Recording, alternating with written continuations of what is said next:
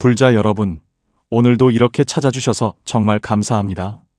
스님은 요즘 법당에서 불자님들과 이야기를 나누다 보면 참 많은 분들이 비슷한 고민을 하고 계신다는 것을 느낍니다. 매일 아침 법당에 나와 정성스럽게 천수경을 독송하시는 보살님이 계십니다. 어느 날 그 보살님께서 스님에게 조심스럽게 물으셨습니다. 스님, 저는 10년 넘게 매일 천수경을 읽는데 솔직히 무슨 뜻인지 잘 모르겠어요. 그냥 소리내어 읽기만 하는데 이게 맞는 건가요? 또 다른 보살님은 반야심경을 외우고 계시지만 색즉시공 공즉시색이 도대체 무슨 의미인지 이해가 안 된다고 하십니다. 그런 경험 있으시죠? 경전을 읽고 또 읽지만 마치 외국어를 암송하듯 소리만 내고 있는 것 같은 느낌 말입니다. 한자로 된 어려운 글자들이 눈앞에 있지만 그 깊은 의미는 마음에 와닿지 않는 그런 답답한 말입니다. 도반님들께서도 분명 이런 고민을 하고 계실 겁니다. 천수경과 반야심경은 우리 한국 불교에서 가장 많이 독송되는 경전입니다. 하지만 정작 그 의미를 제대로 아는 분은 많지 않습니다. 오늘 스님은 여러분과 함께 이 두 경전의 진짜 의미를 풀어보려 합니다. 왜 우리 조상들이 1000년 넘게 이 경전들을 소중히 여겨왔는지, 그 속에 담긴 부처님의 자비와 지혜가 무엇인지 함께 살펴보겠습니다. 오늘 말씀드릴 내용은 4가지입니다. 첫 번째로 천수경의 진짜 의미와 그 속에 담긴 관세음보살님의 자비심에 대해 알아보겠습니다. 두 번째로 반야심경의 핵심 가르침인 공사상이 우리 삶에 어떤 의미인지 함께 공부하겠습니다. 세 번째로 경전을 올바르게 읽고 이해하는 방법에 대해 나누겠습니다. 네 번째로 경전 공부가 우리 일상생활에 어떤 변화를 가져오는지 실제 사례와 함께 말씀드리겠습니다. 자, 이제 함께 불교 경전의 아름다운 세계로 들어가 보시죠. 첫 번째로 천수경의 진짜 의미에 대해 말씀드리겠습니다. 천수경의 정식 명칭은 천수천안관세음보살광대원 만무의 대비심다라니경입니다. 참으로 긴 이름이지요? 이 경전은 1000개의 손과 1000개의 눈을 가진 관세음보살님의 큰 자비심을 담은 경전입니다. 그런데 도반님들, 왜 하필 1000개의 손과 1000개의 눈일까요? 이것은 단순히 숫자가 많다는 뜻이 아닙니다. 1000이라는 숫자는 불교에서 완전함과 무한함을 상징합니다. 관세음보살님께서는 중생의 모든 고통을 보시고 모든 중생을 구제하시겠다는 원력을 세우셨습니다. 1000개의 눈은 온 세상에 고통받는 중생을 한 명도 빠짐없이 보시겠다는 의미입니다. 1000개의 손은 그 모든 중생을 다 구해내시겠다는 서원입니다. 대비심다라니경에는 이런 구절이 있습니다. 만약 중생이 고통 중에 있어 내 이름을 부르면 나는 즉시 그 음성을 듣고 달려가 고통에서 벗어나게 하리라. 이것이 바로 천수경의 핵심입니다. 스님이 법당에서 만난 한 보살님 이야기를 해드리겠습니다. 그 보살님은 아들이 중병에 걸려 몇 달째 병원에 입원해 있었습니다. 의사들도 고개를 저을 정도로 상태가 좋지 않았습니다. 보살님은 매일 새벽같이 법당에 나와 천수경을 100번씩 독송하셨습니다. 처음에는 그저 아들이 낫기를 바라는 간절한 마음뿐이었습니다. 하지만 날이 갈수록 보살님의 마음에 변화가 일어났습니다. 천수경을 읽으면서 관세음보살님의 자비심이 자신의 마음에 스며들기 시작한 것입니다. 보살님은 이렇게 말씀하셨습니다. 스님, 천수경을 읽으면서 깨달았어요. 관세음보살님께서 제 아들만 구하시는 게 아니라 이 병원에 있는 모든 환자들, 아니 온 세상에 고통받는 모든 생명을 구하고 계신다는 거요. 그러니 제 아들만 낫게 해달라고 기도할 게 아니라 모든 중생이 고통에서 벗어나기를 기도해야겠다고 생각했어요.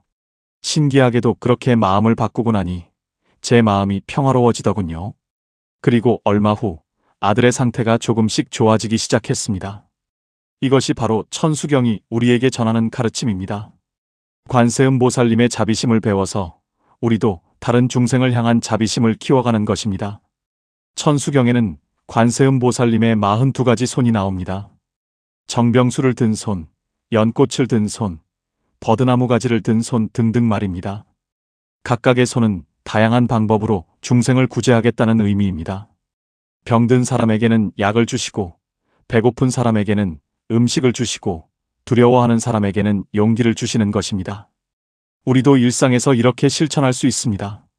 힘들어하는 친구에게 따뜻한 말 한마디를 건네는 것, 길 잃은 노인을 도와드리는 것, 길거리에 굶주린 동물에게 먹이를 주는 것, 이 모든 것이 천수관음의 실천입니다.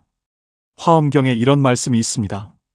보살은 일체 중생을 위하여 머물러 보살의 원을 행하나니 일체 중생을 구제하고자 함이로다.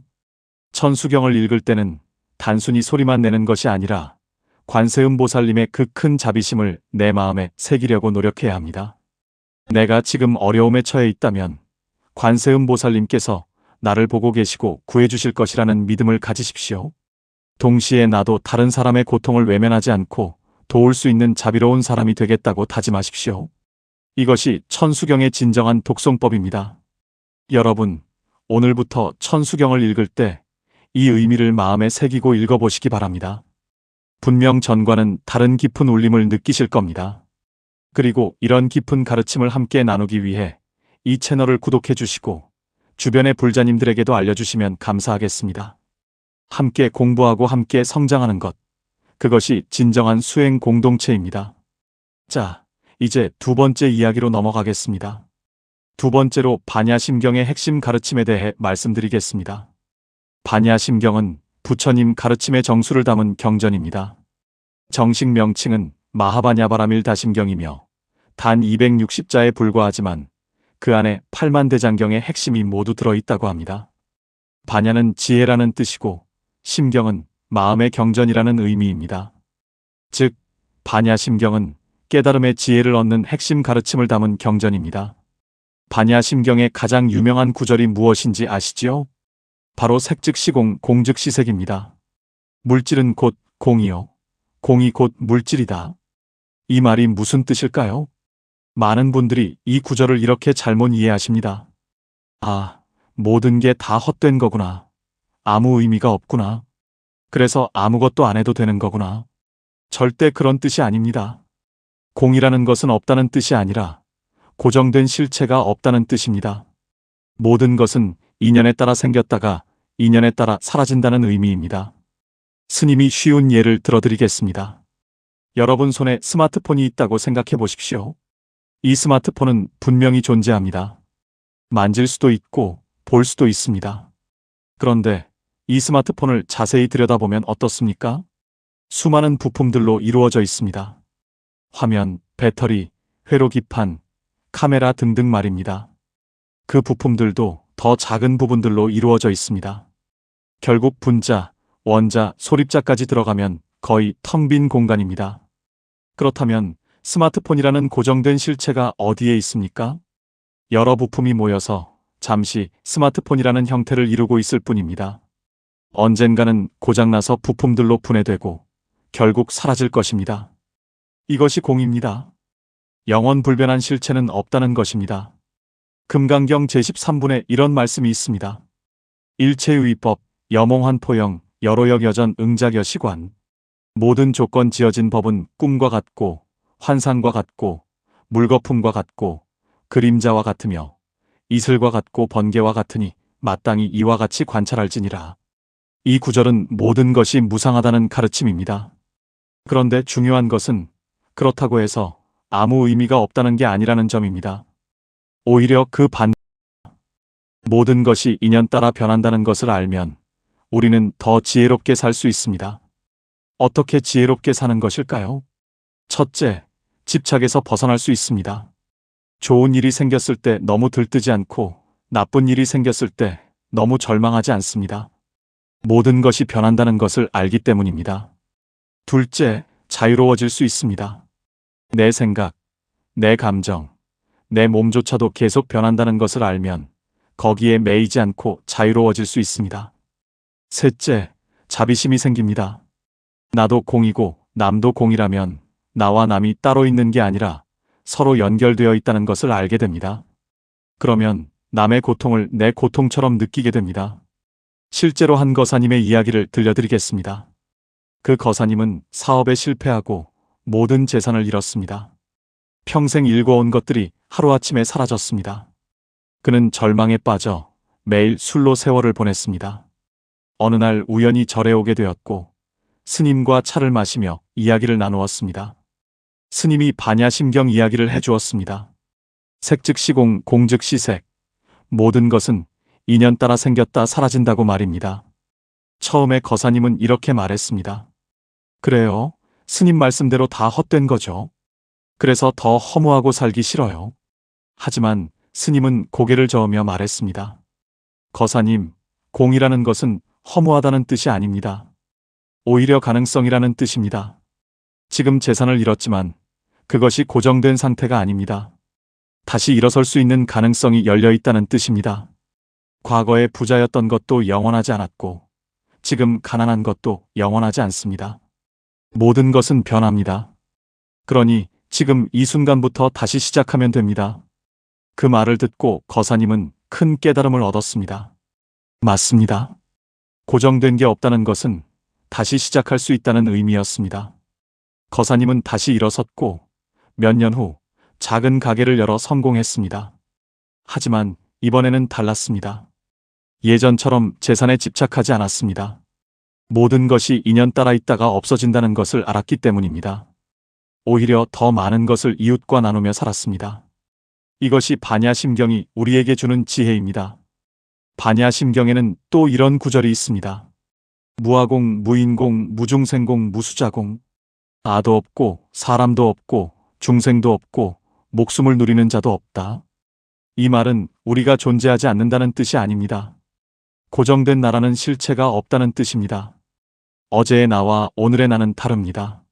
세포도 바뀌고 생각도 바뀌고 감정도 바뀝니다. 그런데 우리는 변하지 않는 나라는 게 있다고 착각합니다. 나는 이런 사람이야. 나는 저런 성격이야 하고 자신을 규정합니다. 하지만 그것은 집착입니다. 진정한 자유는 고정된 나에서 벗어나는 것입니다. 매 순간 새롭게 태어나는 것입니다. 법구경 제277개송에 이런 말씀이 있습니다. 재행무상 시생멸법 생멸멸이 정멸위락. 모든 것은 무상하니 생겨나고 사라지는 법이다. 생멸이 다하면 고요함이 즐거움이니라. 변화를 두려워하지 마십시오. 변화는 고통이 아니라 자유입니다. 집착을 내려놓으면 진정한 평화를 얻을 수 있습니다. 여러분, 오늘부터 반야심경을 읽을 때 이런 마음으로 읽어보십시오. 모든 것은 변한다. 그러니 집착하지 말자. 고정된 실체가 없다. 그러니 자유롭게 살자. 나와 남이 둘이 아니다. 그러니 자비롭게 살자. 이렇게 마음을 먹고 반야심경을 읽으면 그 짧은 경전이 여러분의 삶을 완전히 바꿀 것입니다. 반야심경의 지혜를 더 깊이 공부하고 싶으시다면 이 채널을 구독하시고 알림을 켜주시기 바랍니다. 앞으로도 불교의 깊은 가르침을 쉽고 재미있게 풀어드리겠습니다. 함께 지혜의 길을 걸어갑시다. 자, 이제 세 번째 이야기로 넘어가겠습니다. 세 번째로 경전을 올바르게 읽고 이해하는 방법에 대해 말씀드리겠습니다. 많은 불자님들이 경전을 읽긴 읽는데 어떻게 읽어야 하는지 잘 모르겠다고 하십니다. 그냥 큰 소리로 읽으면 되는 건가요? 뜻을 모르고 읽어도 공덕이 있나요? 한문으로 읽어야 하나요? 한글로 읽어도 되나요? 이런 질문들을 참 많이 받습니다. 스님이 오늘 명확하게 답을 드리겠습니다. 경전을 읽는 방법은 크게 세 가지 단계가 있습니다. 첫 번째 단계는 독송입니다. 소리내어 읽는 것입니다. 경전을 소리내어 읽는 것만으로도 공덕이 있습니다. 왜냐하면 부처님의 말씀을 입으로 암송하는 것 자체가 수행이기 때문입니다. 하지만 여기서 멈추면 안 됩니다. 두 번째 단계는 해석입니다. 경전의 뜻을 이해하는 것입니다. 무슨 말인지 알아야 합니다. 색즉 시공이 무슨 뜻인지, 천수관음이 무엇을 상징하는지 공부해야 합니다. 세 번째 단계는 실천입니다. 이해한 내용을 실제 삶에 적용하는 것입니다. 이것이 가장 중요합니다. 아무리 경전을 많이 읽고 뜻을 알아도 실천하지 않으면 아무 소용이 없습니다. 법구경 제19개송에 이런 말씀이 있습니다. 비록 많은 경전을 말할지라도 방일하여 실천하지 않으면 소를 세는 목동과 같아서 사문이 도를 얻지 못하리라. 비록 적게 경전을 말할지라도 법에 따라 수행하며 탐욕과 성냄과 어리석음을 버리고 바른 지혜로 마음을 잘 해탈하여 여기에도 저기에도 집착하지 않는 자는 사문이 도를 얻으리라. 이 말씀이 얼마나 명확합니까? 경전을 100번, 1000번 읽어도 실천하지 않으면 소용없습니다. 적게 읽더라도 그 가르침대로 살면 그것이 진정한 공부입니다. 그렇다면 구체적으로 어떻게 경전을 공부해야 할까요? 스님이 권하는 방법을 알려드리겠습니다. 첫째, 매일 조금씩이라도 꾸준히 읽으십시오. 하루에 1시간씩 일주일에 한 번 읽는 것보다 하루에 10분씩 매일 읽는 것이 훨씬 좋습니다. 물이 바위를 뚫듯이 꾸준함이 힘입니다. 둘째, 한 경전을 반복해서 읽으십시오. 여러 경전을 조금씩 읽기보다는 한 경전을 깊이 있게 공부하는 것이 좋습니다. 예를 들어 반야심경을 선택했다면 몇 달 동안 반야심경만 집중적으로 읽고 공부하십시오. 셋째, 주석서나 해설서를 함께 보십시오. 경전만 읽어서는 이해하기 어려울 수 있습니다. 스님들이나 큰 스님들이 쓰신 해설서를 함께 읽으면 훨씬 이해가 쉽습니다. 넷째, 법문을 들으십시오. 절에 가서 스님의 법문을 듣거나 요즘은 인터넷으로도 좋은 법문을 많이 들을 수 있습니다. 들으면서 공부하면 혼자 읽을 때보다 훨씬 잘 이해됩니다. 다섯째, 필사를 해보십시오. 경전을 손으로 직접 베껴 쓰는 것입니다. 필사를 하면 집중력도 생기고 경전의 의미가 더 깊이 와닿습니다. 여섯째, 암송을 해보십시오. 특히 짧은 경전은 외워서 언제 어디서나 암송할 수 있으면 좋습니다. 반야심경 같은 경우 외우면 버스 안에서도 산책하면서도 암송할 수 있습니다. 일곱째, 질문하고 토론하십시오. 혼자서만 공부하지 말고 다른 불자님들과 함께 모여서 공부하고 토론하면 더욱 좋습니다.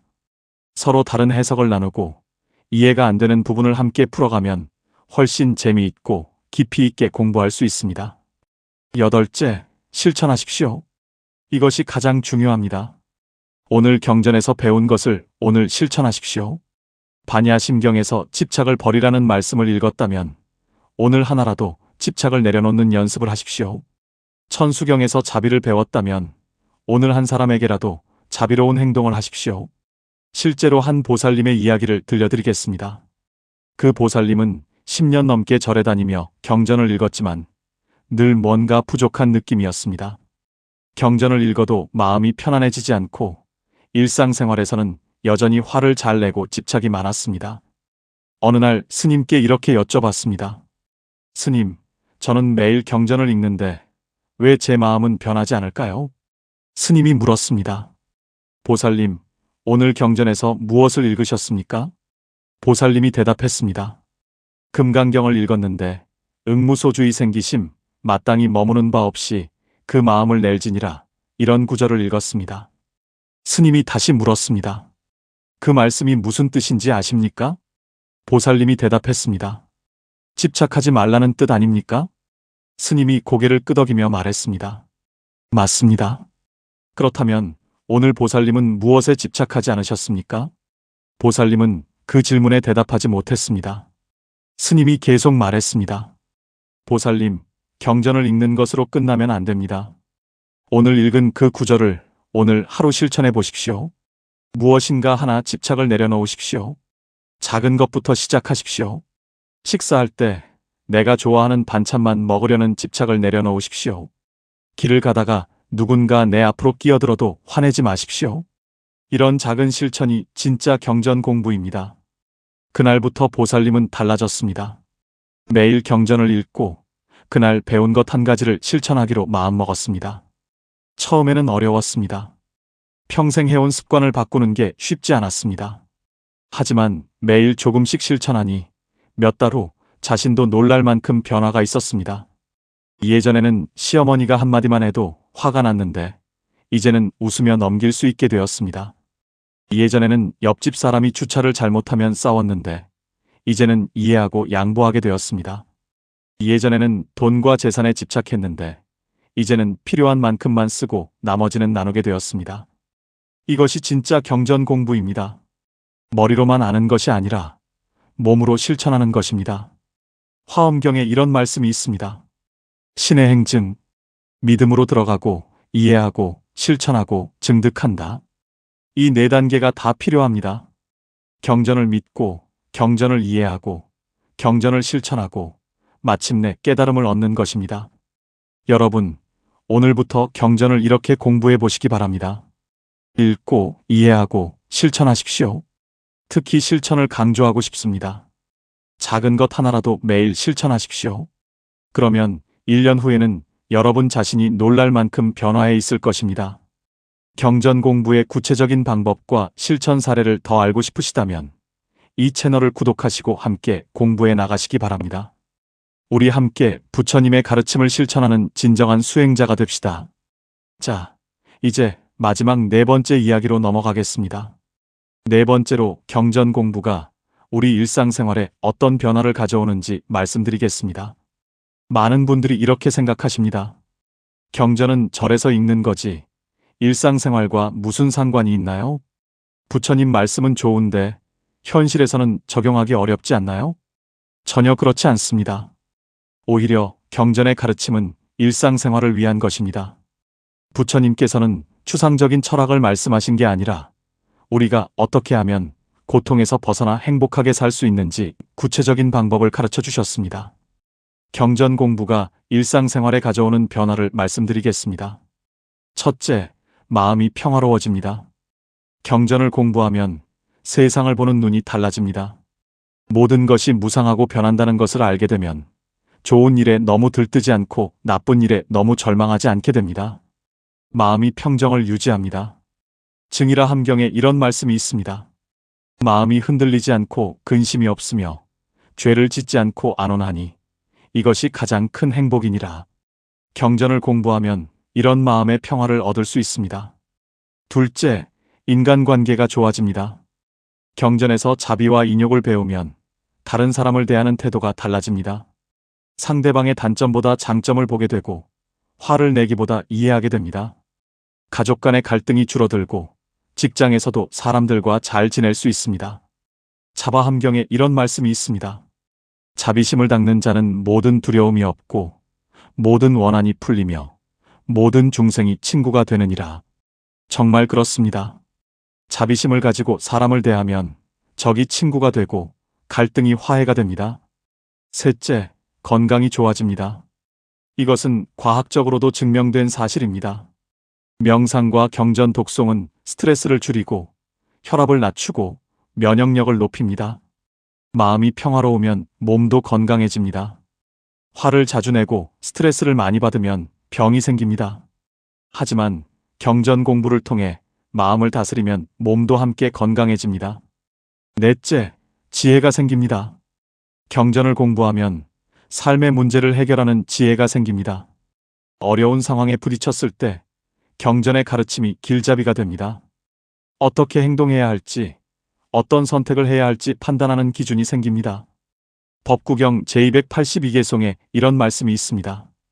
지혜 있는 사람은 스스로를 다스리며 어떤 곳에 가든지 행복하고 안온하니라. 정말 그렇습니다. 지혜가 있으면 어떤 상황에서도 올바른 판단을 할 수 있습니다. 다섯째, 삶의 의미를 찾게 됩니다. 많은 현대인들이 무엇을 위해 사는지 모르고 살아갑니다. 그냥 남들 하는 대로 학교 가고 직장 다니고 돈 벌고 늙고 죽습니다. 하지만 진정한 삶의 의미가 무엇인지 모릅니다. 경전을 공부하면 삶의 의미를 발견하게 됩니다. 우리는 왜 태어났는가? 무엇을 위해 사는가? 어떻게 살아야 하는가? 이런 근본적인 질문에 대한 답을 얻게 됩니다. 여섯째, 죽음을 두려워하지 않게 됩니다. 모든 사람은 죽음을 두려워합니다. 하지만 경전을 공부하면 죽음의 본질을 이해하게 됩니다. 죽음은 끝이 아니라 변화입니다. 이 생이 끝나면 다음 생이 시작됩니다. 그리고 중요한 것은 지금 이 순간을 어떻게 사는가입니다. 실제로 한 거사님의 이야기를 들려드리겠습니다. 그 거사님은 50대 중반에 암 선고를 받았습니다. 의사는 6개월밖에 살지 못한다고 했습니다. 처음에는 절망했습니다. 왜 하필 나에게 이런 일이 생겼는가? 아직 하고 싶은 일이 너무 많은데 이렇게 생각하며 매일 울었습니다. 그러던 어느 날 절에 갔다가 스님으로부터 금강경을 권유받았습니다. 거사님은 죽기 전에 뭐라도 해봐야겠다는 생각으로 금강경을 읽기 시작했습니다. 처음에는 무슨 말인지 전혀 이해가 안 됐습니다. 하지만 해설서를 보고 법문을 들으며 조금씩 이해하기 시작했습니다. 특히 이 구절이 마음에 와닿았습니다. 과거 신불가득, 현재 신불가득, 미래 신불가득. 과거 마음도 얻을 수 없고, 현재 마음도 얻을 수 없고, 미래 마음도 얻을 수 없다. 이 구절을 읽으며 거사님은 깨달았습니다. 과거는 이미 지나갔고, 미래는 아직 오지 않았으며, 현재도 순간순간 변하고 있다. 그렇다면 집착할 것이 무엇인가? 죽음도 두려워할 필요가 없다. 어차피 모든 것은 변하는 것이니까. 중요한 것은 지금 이 순간을 어떻게 사는가다. 그 깨달음 이후 거사님은 완전히 달라졌습니다. 남은 시간을 의미 있게 보내기로 했습니다. 가족들에게 사랑한다고 말했고, 그동안 미뤄왔던 감사 인사를 주변 사람들에게 전했습니다. 봉사활동을 시작했고, 어려운 사람들을 도왔습니다. 매일 감사하는 마음으로 살았습니다. 신기하게도 6개월이 지나도 거사님은 살아있었습니다. 의사들도 놀랐습니다. 1년이 지나고 2년이 지나도 거사님은 건강하게 살았습니다. 암이 기적적으로 호전된 것입니다. 물론 의학적 치료도 받았지만 거사님은 금강경 공부가 큰 도움이 되었다고 말합니다. 마음이 평화로워지니 몸도 따라서 좋아진 것입니다. 지금도 거사님은 건강하게 살고 계십니다. 그리고 자신의 경험을 다른 사람들과 나누며 경전 공부를 권하고 있습니다. 이것이 경전 공부가 가져오는 기적입니다. 단순히 책을 읽는 것이 아니라 삶 자체가 변화하는 것입니다. 또 다른 보살님의 이야기도 들려드리겠습니다. 그 보살님은 평생 남편과 싸우며 살았습니다. 남편은 술을 좋아했고 집에 돈을 잘 안 가져왔습니다. 보살님은 늘 화가 나 있었고 행복하지 않았습니다. 이혼을 생각하기도 했습니다. 어느 날 친구의 권유로 절에 가게 되었고 천수경을 배우게 되었습니다. 관세음 보살님의 자비심에 대해 듣고 감동을 받았습니다. 1000개의 눈으로 중생의 고통을 보시고 1000개의 손으로 중생을 구하신다니 얼마나 큰 사랑입니까? 보살님은 생각했습니다. 관세음 보살님처럼 나도 자비로운 사람이 되고 싶다. 그런데 내 남편조차 이해하고 용서하지 못하면서 어떻게 다른 중생을 자비롭게 대할 수 있겠는가? 그날부터 보살님은 달라졌습니다. 남편이 늦게 들어와도 화내지 않고 따뜻하게 맞이했습니다. 술을 마시고 들어와도 잔소리하지 않고 숙취의 소재를 챙겨주었습니다.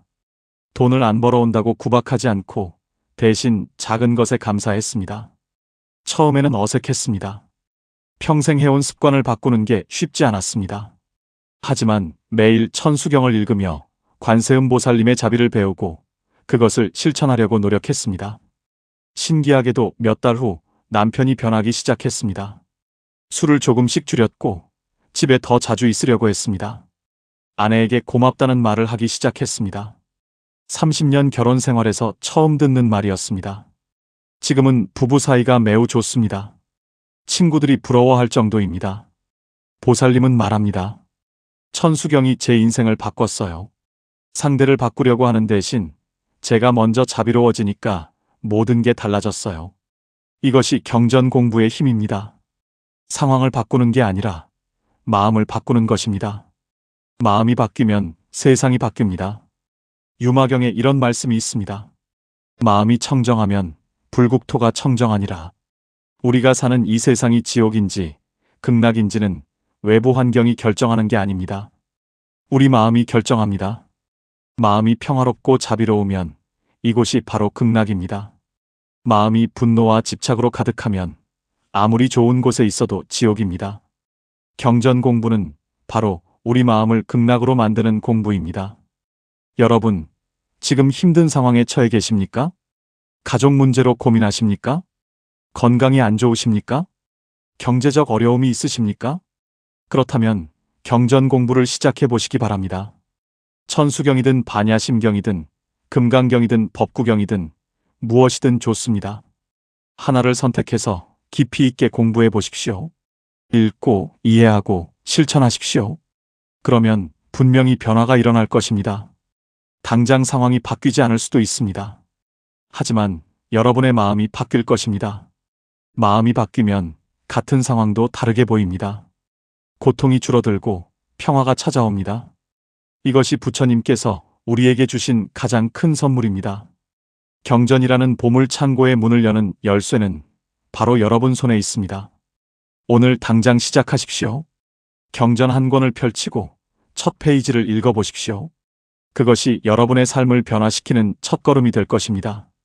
경전 공부의 실제 사례와 구체적인 실천 방법을 더 알고 싶으시다면 꼭 이 채널을 구독해 주시고 알림 설정도 해주시기 바랍니다. 앞으로도 불교의 깊은 가르침을 현대적이고 실용적으로 풀어드리겠습니다. 함께 부처님의 길을 걸어갑시다. 이제 오늘 말씀을 정리하며 마무리하겠습니다. 불자 여러분, 오늘 우리는 함께 천수경과 반야심경의 의미를 살펴보았습니다. 4가지 중요한 내용을 공부했습니다. 첫 번째로, 천수경은 관세음보살님의 무한한 자비심을 담은 경전입니다. 1000개의 눈으로 중생의 고통을 보시고 1000개의 손으로 중생을 구제하신다는 것. 이것은 모든 중생을 한 명도 빠짐없이 사랑하시겠다는 큰 서원입니다. 우리도 이 자비심을 배워서 다른 사람의 고통에 관심을 갖고 도울 수 있는 사람이 되어야 합니다. 두 번째로, 반야심경은 부처님 가르침의 핵심인 공사상을 담고 있습니다. 색즉시공, 공즉시색. 모든 것은 고정된 실체가 없고 인연 따라 변한다는 가르침입니다. 이것을 이해하면 집착에서 벗어나 자유로워질 수 있고 변화를 두려워하지 않을 수 있습니다. 세 번째로, 경전을 공부하는 올바른 방법을 배웠습니다. 단순히 소리내어 읽는 것만이 아니라 그 뜻을 이해하고 무엇보다 중요한 것은 실천하는 것입니다. 매일 조금씩 꾸준히 읽고 배운 것을 삶에서 실천할 때 진정한 공부가 됩니다. 네 번째로, 경전 공부가 우리 삶에 가져오는 놀라운 변화에 대해 알아보았습니다. 마음의 평화, 좋아진 인간관계, 건강, 지혜, 삶의 의미 발견, 죽음에 대한 두려움 극복 등 경전 공부는 우리 삶 전체를 변화시킵니다. 도반님들, 경전은 단순히 옛날 책이 아닙니다. 2500년 전 부처님께서 우리에게 주신 삶의 지혜서입니다. 고통에서 벗어나 행복하게 사는 방법이 모두 담겨 있습니다. 이 보물을 그냥 책장에 꽂아두기만 하면 아무 소용이 없습니다. 열어서 읽고 이해하고 실천해야 합니다. 오늘부터 시작하십시오. 아침에 눈을 뜨면 경전 한 구절을 읽으십시오. 그 의미를 생각해 보십시오. 그리고 오늘 하루 그 가르침을 실천해 보십시오. 작은 것부터 시작하면 됩니다. 천수경을 읽었다면 오늘 한 사람에게 자비로운 행동을 하십시오. 반야심경을 읽었다면 오늘 한 가지 집착을 내려놓으십시오. 이렇게 매일 조금씩 실천하다 보면 1년 후 여러분은 완전히 다른 사람이 되어 있을 것입니다. 더 평화롭고 더 자비롭고 더 지혜로운 사람이 되어 있을 것입니다. 스님은 여러분이 모두 이런 변화를 경험하시기를 진심으로 바랍니다. 오늘 이 영상이 도움이 되셨다면 좋아요 버튼을 눌러주시고 댓글로 여러분의 생각과 경험을 나눠주시기 바랍니다. 어떤 경전을 공부하고 계신가요? 경전 공부를 하면서 어떤 변화를 경험하셨나요? 어려운 점은 무엇인가요? 댓글로 나눠주시면 스님이 하나하나 읽어보고 다음 영상에서 답변 드리겠습니다. 그리고 이 채널을 아직 구독하지 않으셨다면 꼭 구독 버튼을 눌러주시고 알림 설정도 해주시기 바랍니다. 앞으로도 불교의 깊은 가르침을 쉽고 재미있게 풀어드리겠습니다. 경전 공부에 도움이 되는 다양한 내용을 준비하고 있습니다. 천수경, 반야심경뿐만 아니라 금강경, 법구경, 화엄경 등 다양한 경전을 함께 공부해 나가겠습니다. 또한 경전을 어떻게 실생활에 적용할 수 있는지 구체적인 방법도 계속 나눠드리겠습니다. 우리 함께 부처님의 가르침을 공부하고 실천하며 더 나은 삶을 살아갑시다. 스님은 항상 여러분을 응원하고 있습니다. 여러분 모두 부처님의 가르침 속에서 진정한 평화와 행복을 찾으시기를 기원합니다. 모든 중생이 고통에서 벗어나고 모든 불자님들이 지혜와 자비를 얻으시기를 발언합니다. 관세음보살님의 큰 자비가 여러분과 함께 하시기를 빕니다. 나무아미타불 관세음보살. 오늘도 이렇게 함께 해주셔서 정말 감사합니다. 다음 영상에서 또 뵙겠습니다. 늘 건강하시고 행복하십시오. 부처님의 가호가 항상 함께 하시기를 기도드립니다. 사바.